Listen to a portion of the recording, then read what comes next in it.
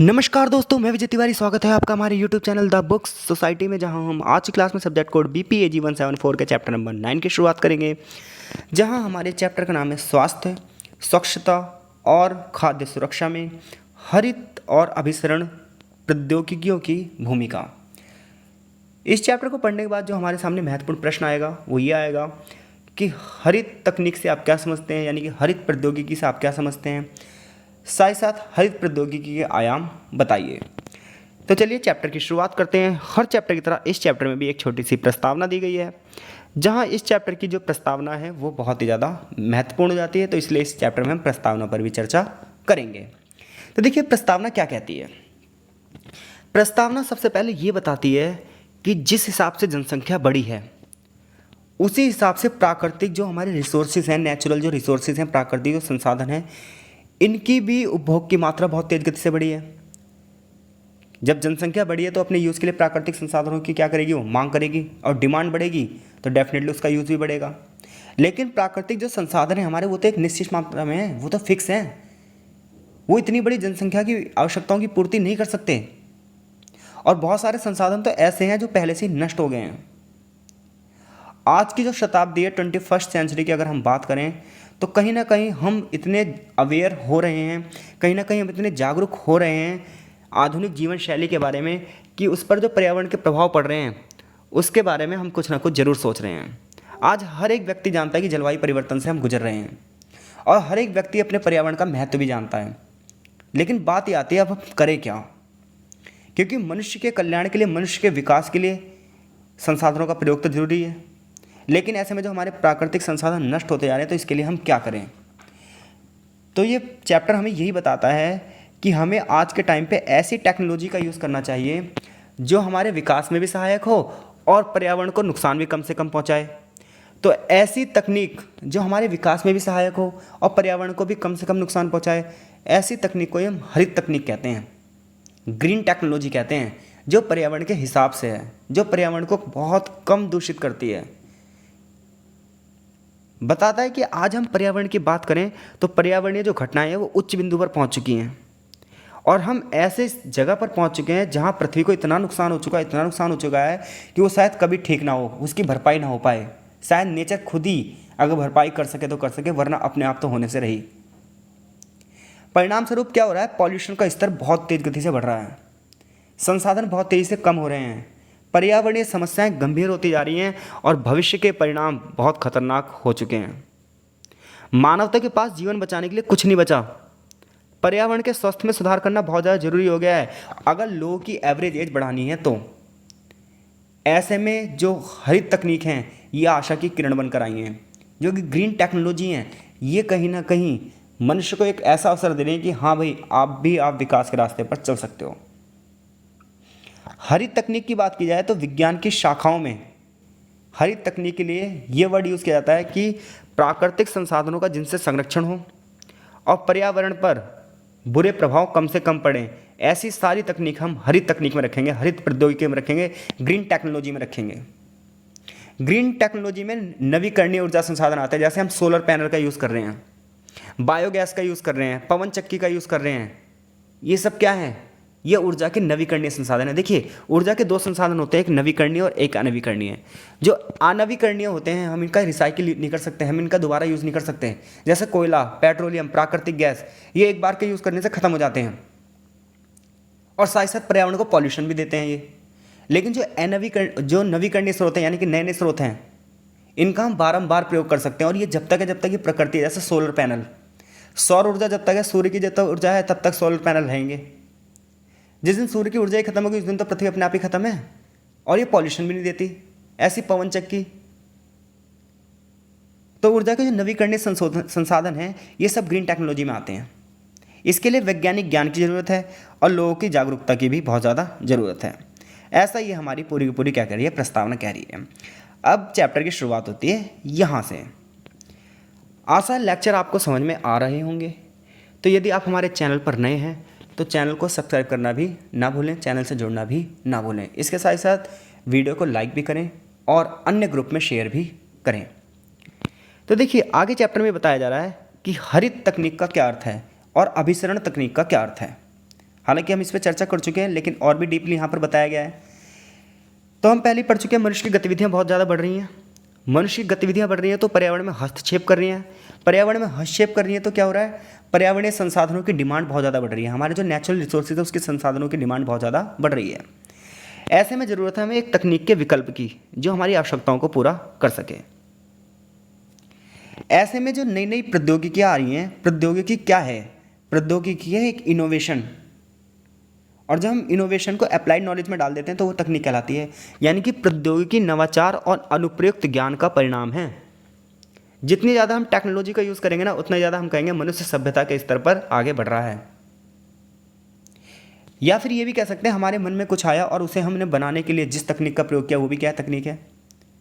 प्रौद्योगिकी लोगों को बहुत कुशल बनाती है, चीज़ों को समझदारी से यूज़ करने की अनुमति देती है, और ये सब चीज़ें पहले संभव नहीं थी।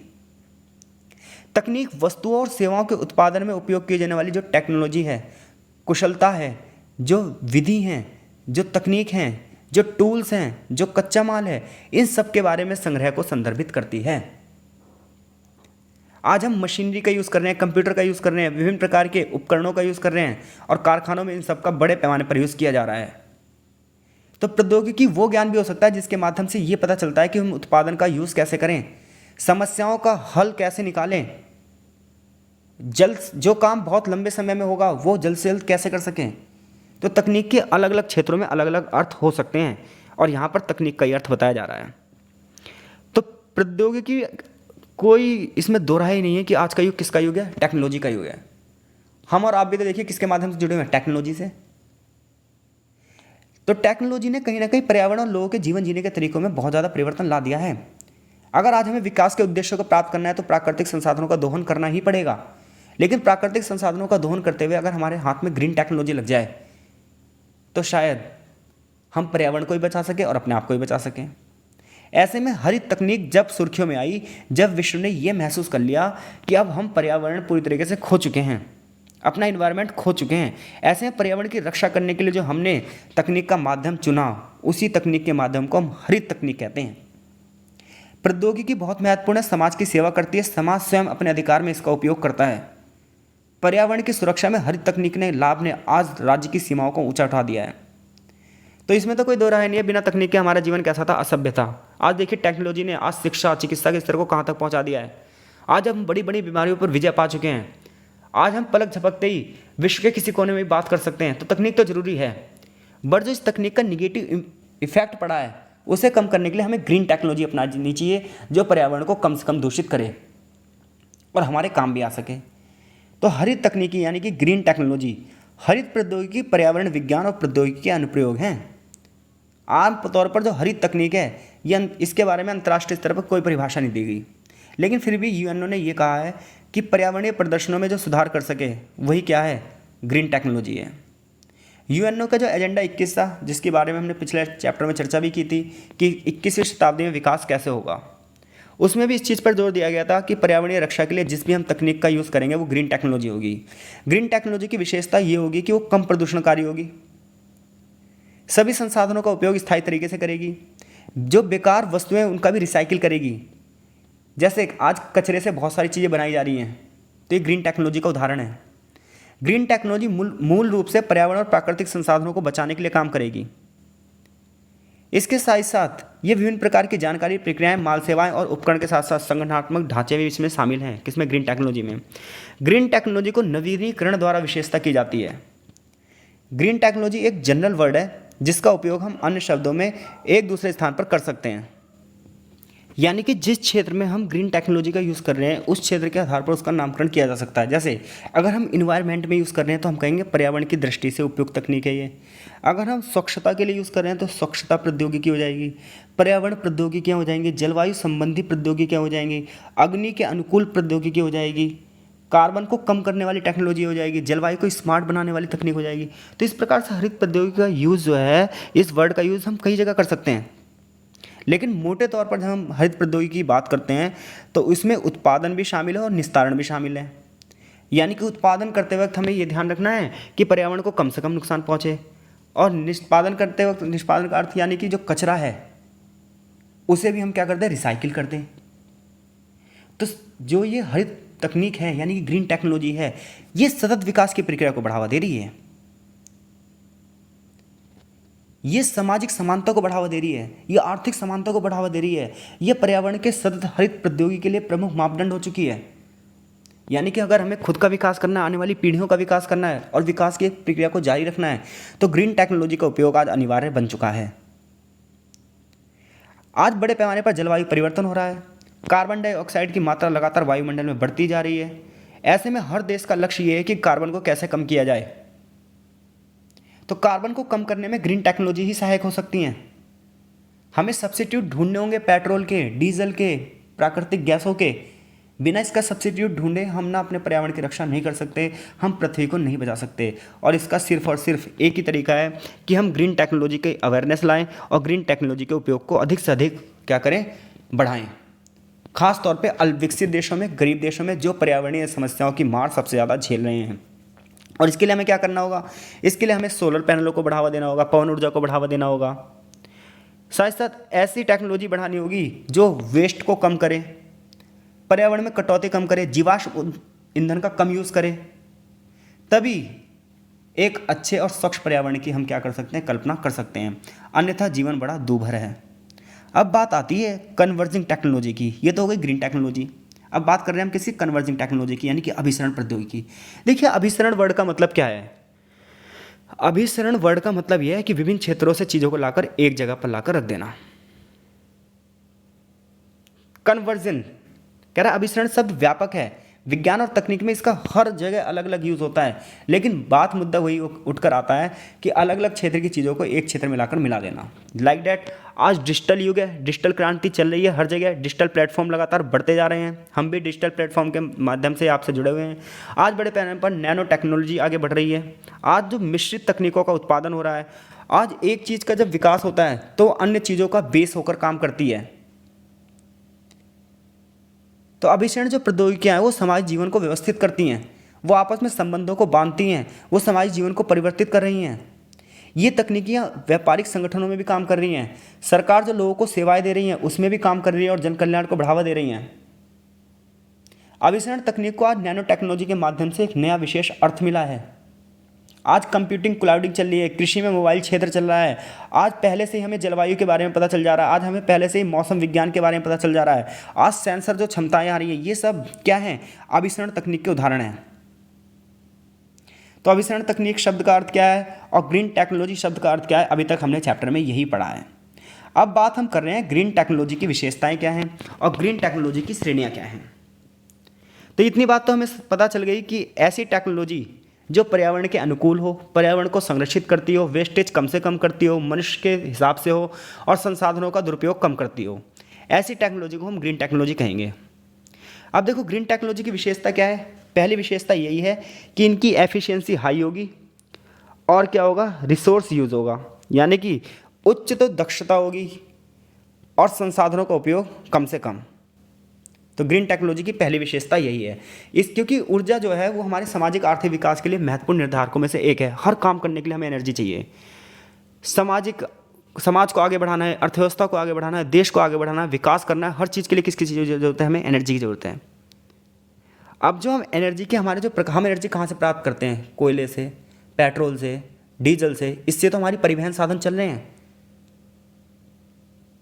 ये आज बड़े पैमाने पर जो गाड़ियाँ चल रही हैं, आज बड़े पैमाने पर जो विकास के साधन हम आगे बढ़ रहे हैं, ये किसके दम पर, केवल नेचुरल रिसोर्सेज के दम पर तो। लेकिन जो ग्रीन टेक्नोलॉजी है वो एक ऐसी एनर्जी देती है, ऐसी ऊर्जा की कम मात्रा का उपयोग करके हम ऊर्जा का ज़्यादा यूज़ कर सकते हैं, यानी कि इनपुट कम हो और आउटपुट हमें ज़्यादा मिले। इसके अतिरिक्त जो संसाधन दक्षता है, इसका तात्पर्य है कम संसाधनों का प्रयोग करके और ज़्यादा यूज़ करना। आज ग्रीन टेक्नोलॉजी के माध्यम से ये संभव हो सकता है। ग्रीन टेक्नोलॉजी के माध्यम से ऊर्जा की दक्षता बढ़ती है और ऊर्जा की खपत भी बढ़ती है, और ये सब कुछ होता है पर्यावरण को बिना प्रभावित किए। उदाहरण के लिए आज जो इमारतों में इंसुलेट लगाया जा रहा है ताकि हीटिंग वहाँ पर क्या हो, कम हो, और कूलिंग क्या हो, ठीक ठाक रहे। इसके लिए हम जो एनर्जी का यूज़ कर रहे हैं वो सब क्या है, ग्रीन टेक्नोलॉजी है सारी की सारी। इसी प्रकार से ग्रीन टेक्नोलॉजी की दूसरी जो विशेषता है वो है कम लागत, लो कॉस्ट। हरित प्रौद्योगिकी की लागत बड़ी कम होती है, यानी कि अगर आप बायोगैस प्लांट लगा रहे हैं, आप सोलर पैनल लगा रहे हैं, तो इसकी जो कॉस्टिंग है वो एक बार तो आ रही है, लेकिन ये हमेशा के लिए काम करती ही जा रही है। तो हर एक टेक्नोलॉजी की अगर पहली विशेषता की बात करें तो पहली विशेषता ये है कि इसमें क्या हाई एफिशिएंसी है और रिसोर्स यूज़ है। दूसरी बात क्या है, इनकी लागत बड़ी कम है। तीसरी बात ये है कि सेकेंडरी पॉल्यूशन के गैर प्रजनन है। देखिए सेकेंडरी पॉल्यूशन क्या है, आपने कई बार देखा होगा कि खबर आती है कि दिल्ली में धुंध, एयर क्वालिटी बहुत पुअर है, घर में ही रहें। ये सेकेंडरी पॉल्यूशन की वजह से होता है। लेकिन जो ग्रीन टेक्नोलॉजी है ये सेकेंडरी पॉल्यूशन को कम से कम करती है। ग्रीन टेक्नोलॉजी के यूज़ करने से जो सेकेंडरी पॉल्यूशन वाली समस्या ये खत्म हो जाती है। और जो वायु, और ये सबसे ज़्यादा प्रभावित जो करता है ग्रीन सेकेंडरी पॉल्यूशन, ये वायुमंडल को प्रभावित करता है, जिसके परिणाम था गैस, जो सांस संबंधी बीमारियाँ, फेफड़े संबंधी बीमारियाँ, ये सबसे ज़्यादा होती हैं और ये मनुष्य के लिए बहुत ज़्यादा हानिकारक हैं। बड़े पैमाने पर लोग ना एयर पॉल्यूशन से मर रहे हैं। तो अगर हम ग्रीन टेक्नोलॉजी का यूज़ ज़्यादा से ज़्यादा बढ़ाते हैं तो इस सेकेंडरी पॉल्यूशन से बच जाएंगे, जिससे बहुत सारे लोग जो मरते हैं कहीं ना कहीं वो भी बच सकते हैं, क्योंकि green technology in secondary pollution को नहीं बनाती। थर्ड वन क्या है कि हमें नवीकरणीय ऊर्जा का जो प्रयोग कर रहे हैं हम, अभी मैंने बताया जैसे सोलर पैनल हो गया, पवन गैस हो गई, शेल गैस होगी, सेल्यूलोसिक जीवन ईंधन हो गए, भूतापीय ऊर्जा हो गई, ये सब क्या है, नवीकरणीय ऊर्जा के संसाधन हैं। ये पर्यावरण को बिल्कुल भी पॉल्यूटेड नहीं करते हैं और ये जब तक पृथ्वी रहेगी तब तक रहेंगे। इसके अलावा ग्रीन टेक्नोलॉजी की अगर बात की जाए, इसकी अगली विशेषता ये है कि ये मानव स्वास्थ्य और पर्यावरण दोनों के लिए लाभकारी है। इसमें तो कोई दो राहें है ही नहीं कि पर्यावरणीय तंत्र मानव आवश्यकताओं को पूरा करने के लिए बहुत ज़्यादा जरूरी है, और अगर पर्यावरणीय तंत्र ही खत्म हो जाएगा तो हम कैसे जीवित रहेंगे। ऐसे में ग्रीन टेक्नोलॉजी मानव स्वास्थ्य और पर्यावरण तंत्र दोनों के लिए क्या है, लाभकारी है भाई। अब बात आती है तो होगी ग्रीन टेक्नोलॉजी की विशेषताएं। अब यह है कि ग्रीन टेक्नोलॉजी की क्लासेस कितनी हैं, कैटेगरीज कितनी हैं, श्रेणियाँ कितनी हैं। तो ग्रीन टेक्नोलॉजी की पहली जो क्लास है, पहली जो कैटेगरी है वो है निगरानी और मूल्यांकन तकनीक। ये वो तकनीक होती है जो पर्यावरण की स्थिति को नापती है। जैसे हम बोलते हैं कि दिल्ली का एयर इंडेक्स इतना है, उस शहर का एयर इंडेक्स इतना है, वहाँ पर पॉल्यूशन का स्तर इतना है। तो जो इस प्रकार के पर्यावरणीय घटनाओं को नापती है, ऐसी टेक्नोलॉजी को हम निगरानी और मूल्यांकन तकनीक कहते हैं। दूसरी तकनीक है प्रिवेंशन टेक्नोलॉजी, यानी कि निवारण तकनीक। निवारण तकनीक क्या काम करती है?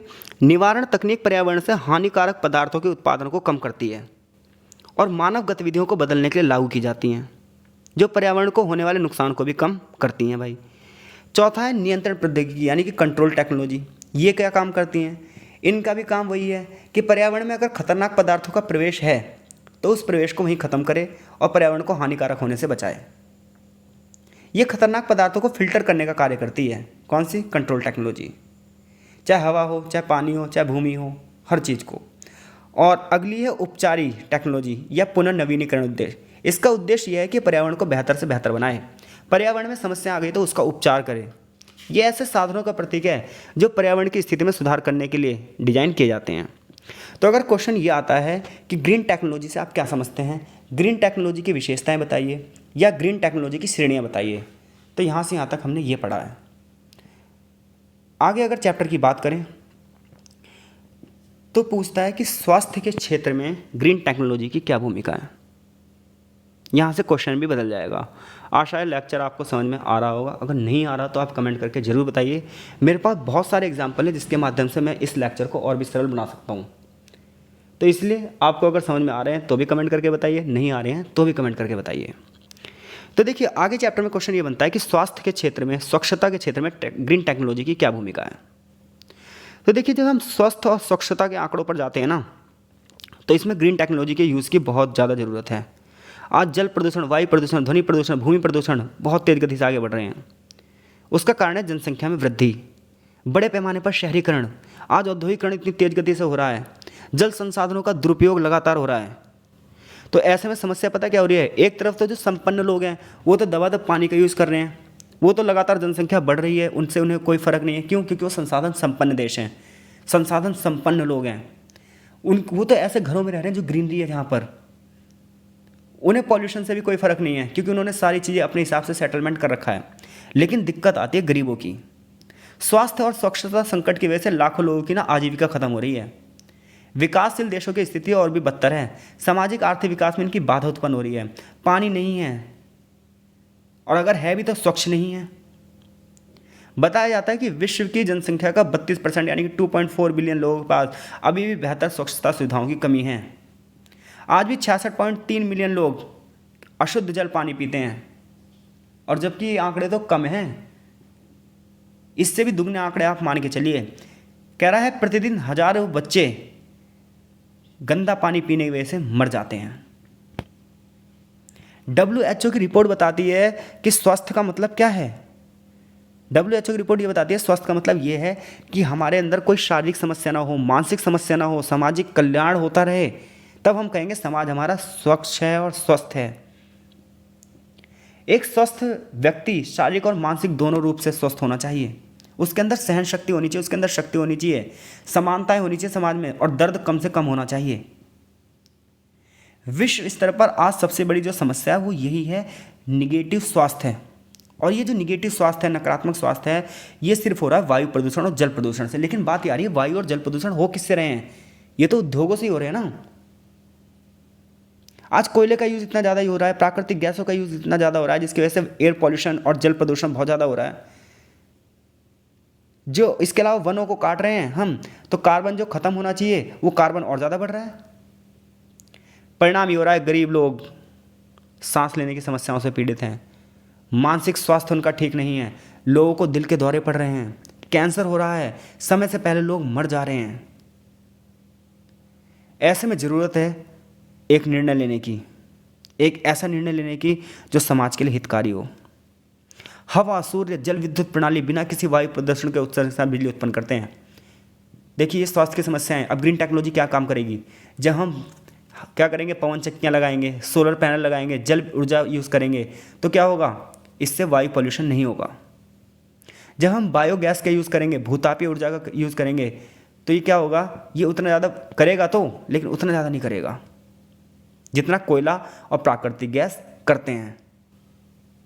इसलिए हमें ज़रूरत है कि सोलर पैनल को बढ़ावा दिया जाए, बायोगैस को बढ़ावा दिया जाए, तभी हम लोगों की ज़रूरतों को पूरा कर सकते हैं और एक हरित वातावरण का उत्पन्न कर सकते हैं। आज क्या हो रहा है, हरित तकनीक में सबसे ज़्यादा भूमिका है हरित रसायन, क्योंकि आज बड़े पैमाने पर केमिकल्स का यूज़ हो रहा है। ऐसे में हमें ग्रीन केमिकल्स की ज़रूरत है जो क्या करें, जो एक अच्छा और स्वस्थ जीवन हमें दें। क्योंकि आज जो हम टेक्नोलॉजी का यूज़ कर रहे हैं कृषि में, इससे पता क्या हो रहा है, फसलें हमारी जो हो रही हैं जहरीली हो जा रही हैं, ज़मीन पॉल्यूशन ज़्यादा होता जा रहा है, जिसकी वजह से जो भूमि है उसका उपजाऊपन भी कम होता जा रहा है। तो ऐसे में हमें ऐसी ग्रीन टेक्नोलॉजी की ज़रूरत है जो इसका स्थान ले पाए, जो फसलों को नुकसान ना पहुंचा पाए। और ऐसे में ऐसी ग्रीन टेक्नोलॉजी आ भी रही हैं। इवन कपड़े धोने के साबुन और कपड़े धोने के डिटर्जेंट भी अब ग्रीन आ रहे हैं। तो ग्रीन टेक्नोलॉजी वाले अगर आ रहे हैं, पर्यावरण के हिसाब के अगर आ रहे हैं, तो कहीं ना कहीं जल को भी कम पॉल्यूटेड करेंगे।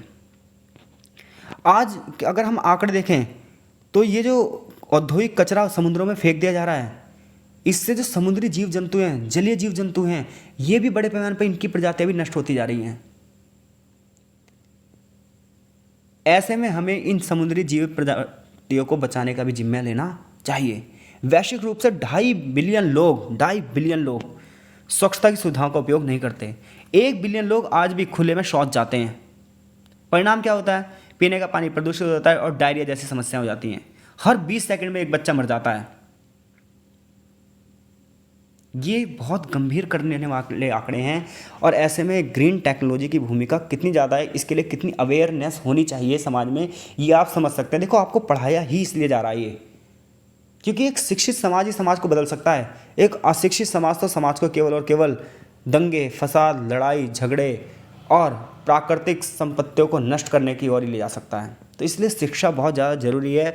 पढ़ लिख कर जो बच्चे पास हो रहे हैं, बस वही समाज को बदल सकते हैं। जो वैसी ही डिग्री ले रहे हैं तो भीड़ बढ़ाएंगे बेरोजगारों की, और क्या हो सकता है भाई।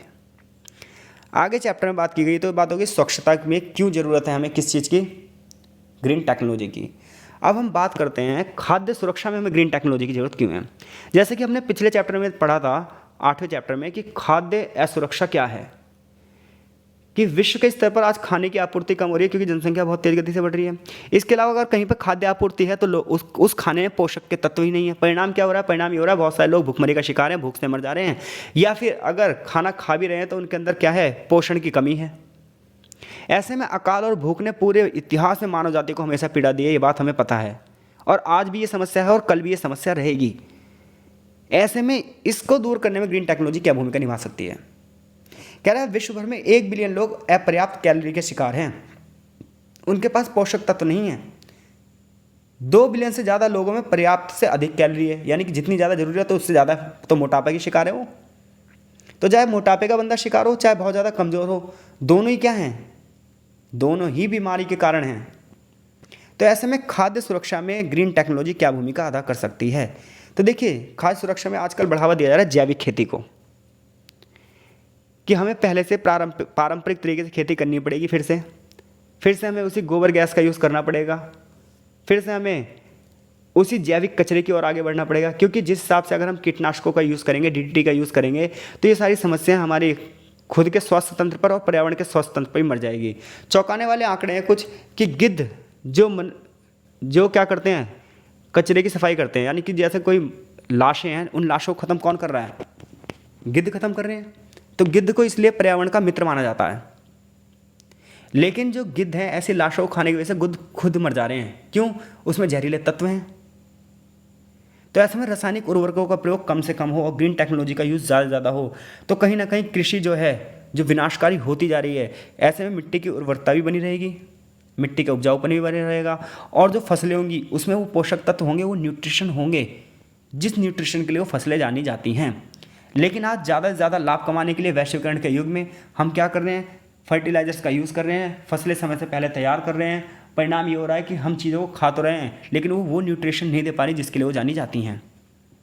और तो ऐसे में ये चीज़ें कैसे हो सकती हैं? केवल ग्रीन टेक्नोलॉजी की मदद से। तो यहाँ से यहाँ तक इसी बारे में बात की गई है। कुछ एग्जाम्पल भी दिए गए हैं कि विश्व के जो अल्प विकसित देश हैं, खासतौर पर अफ्रीका के देश, यहाँ पर सबसे ज़्यादा ये समस्याएं हैं, जो कि हमने पिछले चैप्टर में भी बात करी है। तो आई होप सो आपको चैप्टर भी समझ में आया होगा। ठीक है, आगे चैप्टर का एक निष्कर्ष दिया गया है भाई।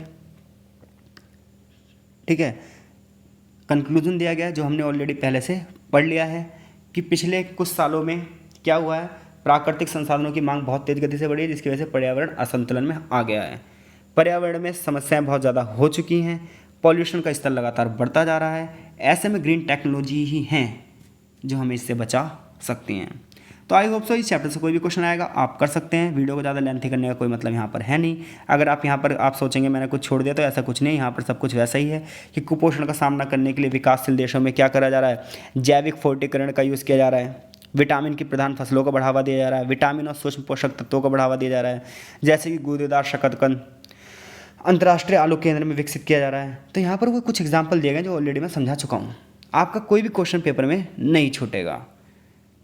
तो आपको वीडियो समझ में आ रही है या नहीं आ रही है, ये आप हमें कमेंट करके जरूर बताइए। आपका बहुत बहुत धन्यवाद। मिलते हैं आपसे अगले चैप्टर के लेक्चर में।